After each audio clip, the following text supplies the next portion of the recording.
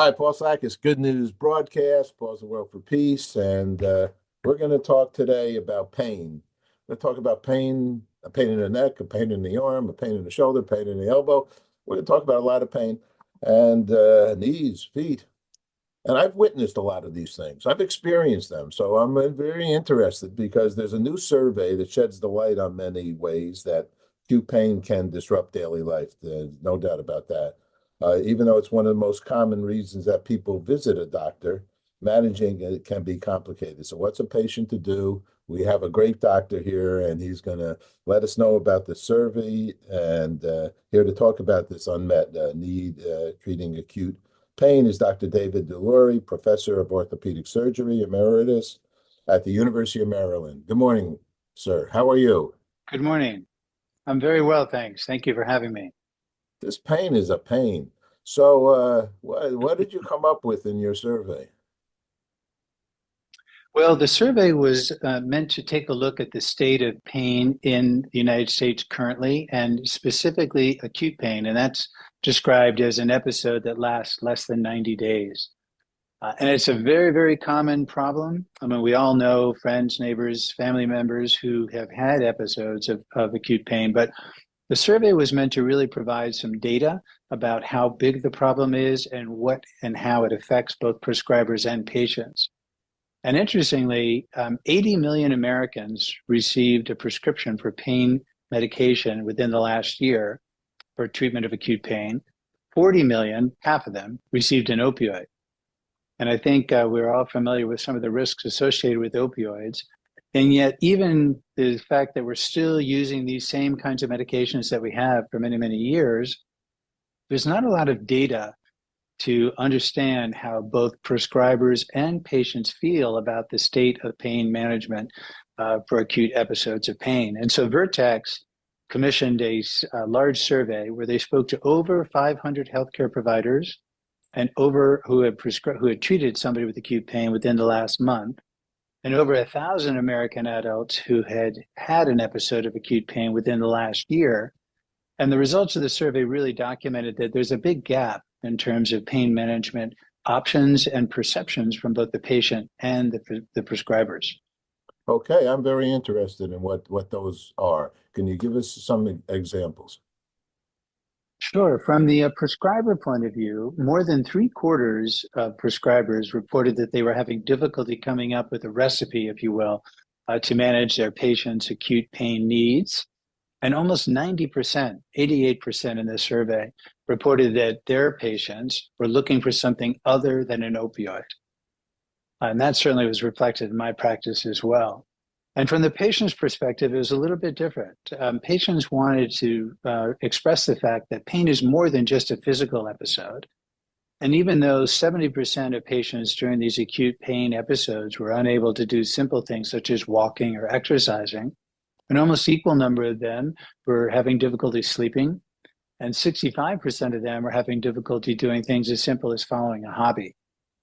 And interestingly to me, and I think that something that really reflects on what a problem this is for both the patient, the family, and society in general, the average number of days lost to work during an acute pain episode is 19. That's a significant amount of time to not be getting a paycheck, being out of work because of acute pain. And not surprisingly to me, of the surveys of the patients, 67% reported that if they have another event of acute pain in the future, they will seek treatment for something other than an opioid. So let me ask you a question. I've taken MRIs, I've taken X-rays, uh, arthritis here, there, and everywhere at 75. Um, so what do we do? I mean, some people say, live with it, or do you take some kind of medicine on a daily basis? Is there Mhm. some approach to go here on this?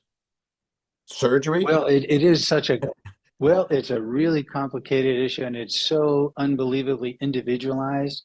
The difference in terms of pain perception and expression between men and women, between different subsets of society, Some people have tremendous reactions to minor trauma. Other people have minor reactions to major trauma. And so the best answer is to have a good rapport with your regular physician and find out what kind of alternatives and what kind of treatment options are for you. But this survey just documented how unhappy both providers and patients really are with the state of our current options. So, I mean, I go to what's, pain management group. They're all focused on each part of the, and each one, if my shoulder hurts, I can't talk to the elbow guy. And the elbow guy, I can't talk to the hand guy. The hand guy, I can't talk to the knee guy. The knee guy has the foot guy. So there's a lot of our girls. So any of those kinds of concerns come out there? Because it seems more Well, pain. that wasn't really I was going to say that really wasn't addressed during the survey. Oh, The I'm survey sorry. was really Okay. meant to address patients, dissatisfaction or satisfaction with what the alternatives are. But I think you're an excellent example. You're pointing out the fact that there are opportunities for improvement, and that there is a reason to think that you should have a serious conversation with your healthcare provider. And now that this data is out there, the healthcare providers recognize that a huge number of people are looking for something other than a narcotic. Okay. And do we have some? Does the Vertex have a website where we can look and see some of the? Do they give some alternatives or some thoughts there on there? So really the vrtx.com website is meant to provide a lot more detail behind the survey results. There's a lot of data that was collected. And for people who are interested to find out more data related to the survey, that's the place to go, vrtx.com. Let me ask you one more question. We have a regular physician, who has a little experience with this, that, and everything else. Thank God, if you're lucky enough to have one, that I've had for 20 years. And he sends me to other people. Is that the approach, would you say? You start with your general practitioner and work Yes, definitely. Uh-huh. Definitely. And I think the general practitioner has your best wishes at their sense there. They understand you the best, and they understand how different each individual is when they suffer from acute pain. So I would definitely encourage people to talk with their primary care physician first. Okay, well, congratulations. Is there anything else you'd like to add at this that I might not have No, questioned? thank you very much. Thank you for including me, and I hope you have a nice day. Well, and thank you for being an orthopedic surgeon because at University of Maryland, great school. I mean, my daughter went to Delaware, but we're not going to get involved. So it's all good. Thanks a lot. Thank you for having me. Okay, bye-bye.